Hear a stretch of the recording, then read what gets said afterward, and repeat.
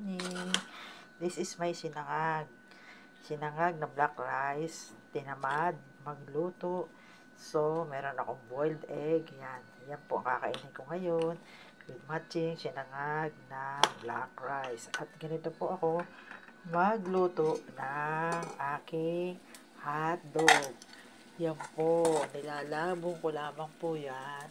At yan po ay aking itatapon.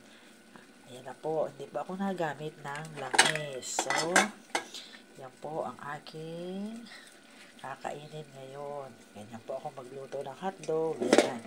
Nilalabon ko lamang po yan at itatapong po. Okay na po yan.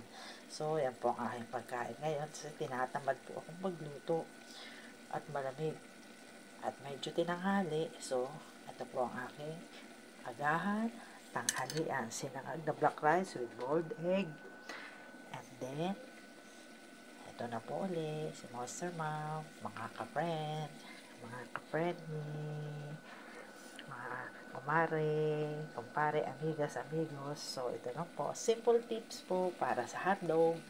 Huwag po natin pipiprito, atin pong ilalaga para yung pong mga preservatives na hindi natin makain. So, hanggang sa muli. Bye-bye!